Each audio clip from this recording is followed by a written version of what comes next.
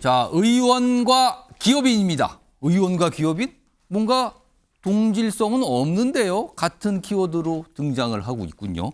어제 있었던 장관 추가 인선 내용입니다. 우선 여러 가지 기사가 오늘 일면에 참 많이 나왔고 신문들이 깊게 다뤘거든요. 하나씩 짚어보죠. 우선 첫 번째 기사입니다. 이재명 정부 내각 현역 의원만 8명이 일단 후보자로 지명이 된 상태입니다. 그리고 내달 7명이 동시 청문회를 합니다. 이른바 이럴 때는 빅데이라고 부르죠. 7명이 같은 날 동시에 청문회. 국회가 굉장히 바쁘고 부산한 날이 되겠습니다. 여기 보죠. 여기 보면은 6개 부처 장관 등 추가 인선했는데요. 현역 의원들이 더 늘어났어요. 그래서 지금 8명인데 여기에 8명은요. 정부 부처가 총 19개가 있습니다. 그리고 지금까지 17개 부처 장관 후보자가 내정이 됐거든요. 근데 그중에서 7명이 민주당 의원이에요. 그리고 김민석 총리 후보자까지 포함하면 8명이 되는 겁니다. 굉장히 많죠? 이렇게 보입니다.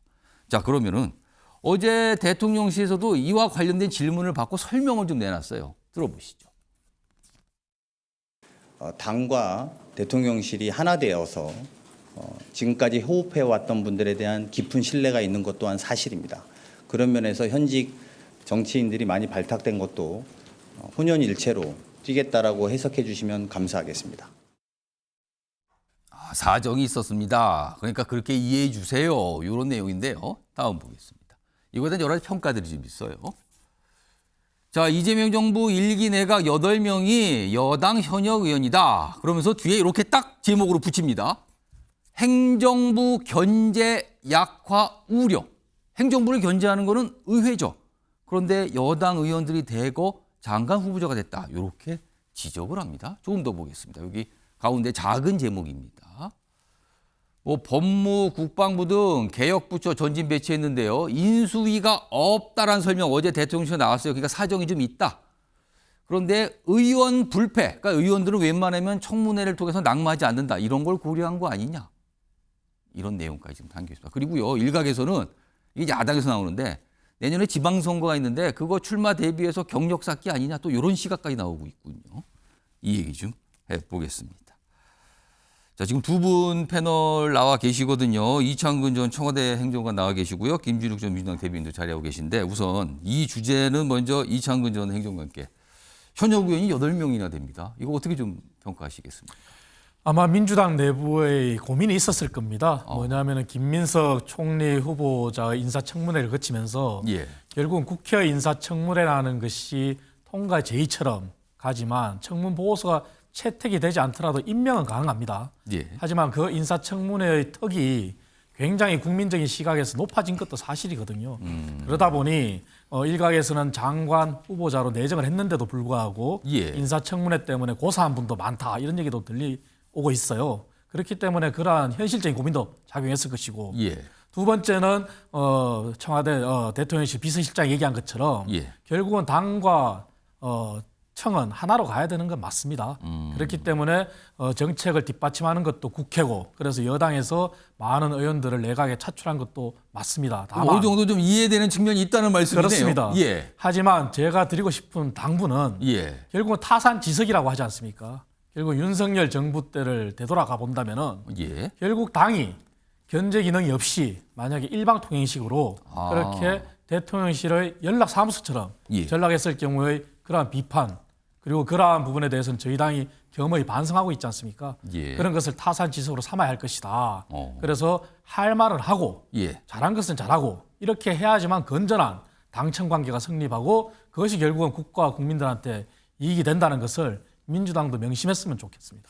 이창근 전 행정관 말씀은 집권해서 경험해 보니까 안다.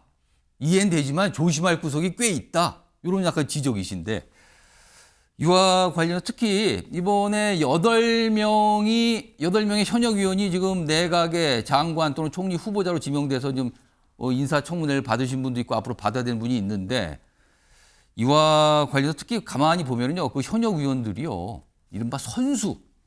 그러니까 의원 경력이 굉장히 높습니다. 4선, 5선 이런 정도의 의원들이 굉장히 많거든요. 이른바 경력이 굉장히 많은 겁니다. 이것도 주목받고 있는데 다음 기사 특히 이 인물 주목하고 있죠. 다음 내용입니다. 이재명 대통령의 38년 지기 사법개혁 완수 의지다. 정성호 법무부 장관 후보자 얘기입니다. 5선 국회의원입니다. 5선이면요. 국회에서 국회 부의장 또는 국회의장도 노릴 수 있는 경력을 갖게 되는 거죠. 5선 정도 하시면. 여기 보시면 사법연수원 동기다. 38년 직이다. 이런 내용 나오고요. 쓴소리 마다하지 않는다. 그리고 당내 강경파의 제동 이런 것도 역할을 할 수 있는 거 아니냐. 합리적 중도다. 여러 가지 평가가 좀 다 있습니다. 쓴소리도 마다않고 할 수 있는 인물이다. 앞서서는 현역 의원 왜 이렇게 많습니까? 약간 이런 시각의 기사가 있었는데 여기서는 쓴소리도 마다하지 않는 중진 의원이다. 이렇게 또 평가가 나와 있습니다. 자, 그럼요. 정성호 의원의 장관 내정과 관련돼서 몇 가지 설명들이 있었는데 들어보겠습니다. 대통령의 오랜 직이라는 이유로 배제돼야 될 이유도 없지만 또 그래서 발탁된 것은 아니다. 이렇게 답변드리고요. 후보자가 충분히 대통령과의 검찰개혁, 사법개혁에 대한 의지가 높은 것으로 알고 있고 그것들을 실현시킬 적절한 인물이라고 생각해서 대통령이 지명하신 걸로 답변드리겠습니다. 김진욱 전 대변인. 사실 정성호 의원 그동안 사실 이재명 대통령이 대선에 승리하자마자 사실은 장관 또는 막 총리 후보 물망에 막 올랐던 인물이거든요. 그러나 지금까지 쭉 인선이 이뤄지면서 이번에는 정부로 들어가지 않는가 보다 이런 전망이 우세했거든요. 그런데 거의 막판에 법무부 장관 후보자로 내정됐어요. 이거 어떤 의미일까요? 대통령께서 이 사법개혁에 대한 강력한 의지를 가지고 계시다라는 것은 이미 지난 대선 과정에서부터 공약으로 말씀 주셔서 다들 알고 계실 텐데 가장 이 사법개혁을 잘 수행해낼 인물, 적합한 인물이 누구일 것이냐 이런 부분에 대한 고민이 좀 깊으셨던 것 같습니다. 근데 이제 정성호 의원 같은 경우에는 당내에서뿐만 아니라 이 당 밖에 특히 야당에서도 굉장히 합리적인 인물이고 온화한 인물이고 또 대화와 소통이 가능한 인물이다 이런 평가들이 많았습니다. 특히 국회에서 백봉신사상이라는 상이 있어요. 그것은 여야 의원들 또 국회 출입 기자들이 투표해가지고 뽑는 상인데 이 백봉신사상을 받을 만큼 굉장히 화의로운 분이다 이런 분들 평가가 있는 분인데 그 정성호 의원이 5선의 국회의원을 하는 동안 법사위원도 했고 기재위원장도 했고 또 국회의 사법개혁특별위원회 위원장도 했던 그래서 또 그뿐만 아니라 이재명 대통령과 함께 동고동락했던 수많은 시간들 속에서 이런 부분들에 대한 깊은 이해가 충분히 반영이 되어 있고 또 이것을 가장 합리적으로 잘 이끌어낼 수 있는 그런 그 적합한 인물이다 이런 평가들을 받은 것이 이번 이제 지명의 결정적인 요인이 된 게 아닌가 싶습니다. 그러면은 가장 핵심적인 이유는 이른바 쓴소리 전담 또는 다른 표현은 레드팀이라는 표현도 있는데 내각 내에서 이런 역할을 적극적으로 할 거다 이렇게 기대를 하고 계십니까? 충분히 하실 수 있다고 봅니다. 물론 이제 법무부 장관의 가장 첫 번째 임무는 이 사법개혁의 완수이겠습니다만 구체적으로 말하면 검찰개혁입니다. 지금 그렇습니다. 포함해서 있습니다만 그것뿐만 아니라 국무위원회에 국무위원으로 참여를 했을 때 이 대통령 앞에서 많은 사람들이 다 예스맨만 있는 건 아니에요. 충분히 자기 소신을 가지고 타 부처의 어떤 정책에 대해서도 옳고 그름 또는 그 시기의 적절성 여러 가지 것들에 대한 본인의 소신을 충분히 말씀하실 수 있는 그런 그 역할 그것도 기대할 수 있는 또 하나의 부수적인 역할이다 이렇게 보고 있습니다. 지금 여러 가지 의미를 담고 있어요. 정성호 법무장관 후보자 38년 지기 이른바 친명 좌장이라는 평가까지 받고 있는 인물인데 이번에 법무장관 후보자로 내정이 됐습니다. 자, 그런데 주요 이유가 아까 말한 쓴소리 역할도 있지만 사법개혁 완수 그중에서도 검찰개혁을 완수하는 의지를 나타낸 거다 이런 평가 받고 있는데 이 검찰개혁과 관련된 또 다른 자리가 있습니다. 바로 민정수석이거든요.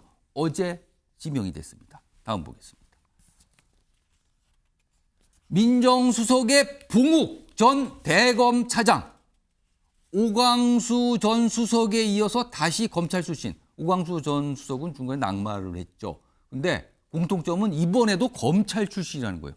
자, 통상적으로 이게 문재인 정부와 비교가 되죠. 문재인 정부 당시에는 검찰 개혁을 이루기 위해서 조국 전 장관, 당시에는 조국 교수였어요. 민정수로 가죠.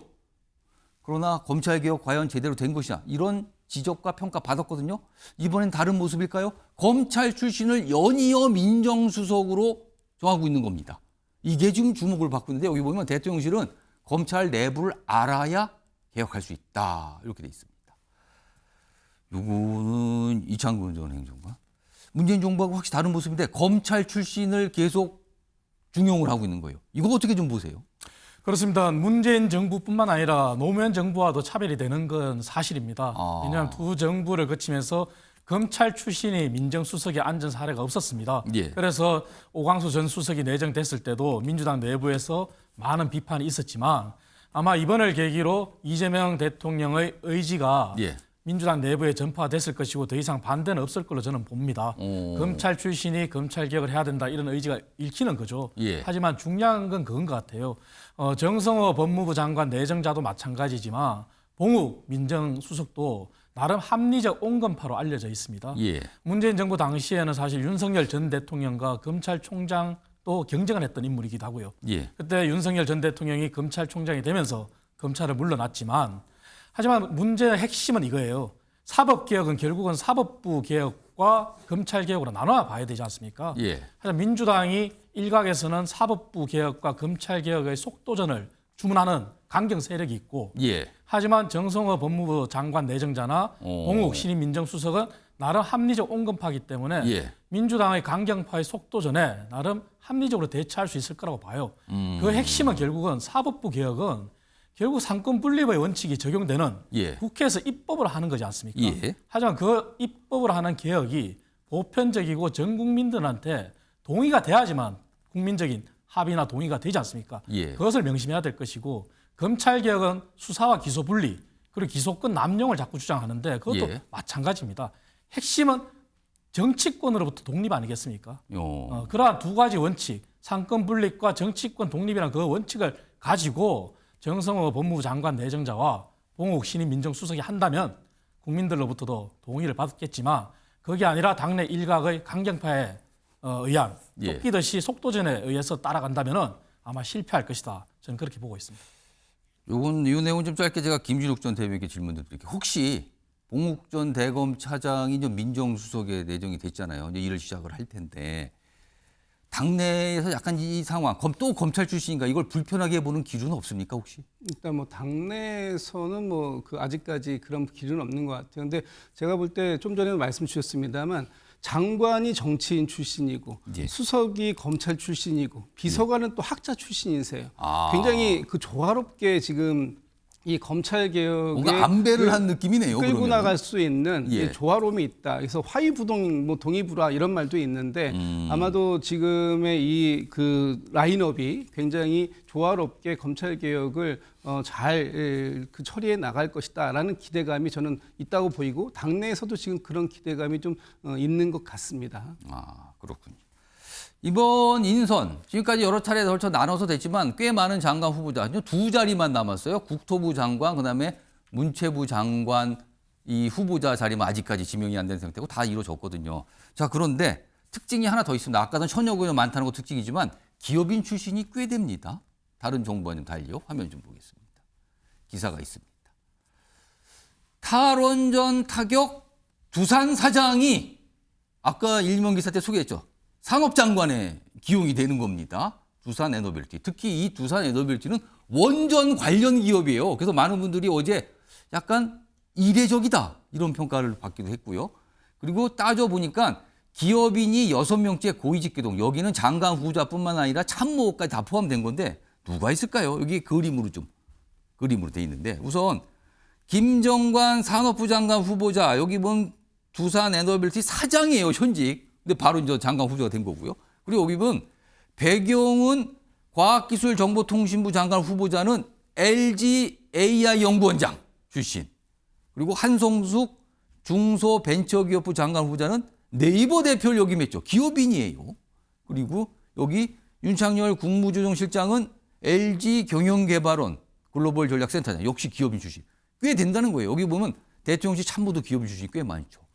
그래서 경제 성장 또는 뭔가 경제 정책에 주력을 쏟으려는 거 아니냐, 뭐 이런 평가 받고 있습니다. 이런 건 굉장히 긍정적인 평가 지금 받고 있는 상황이고요.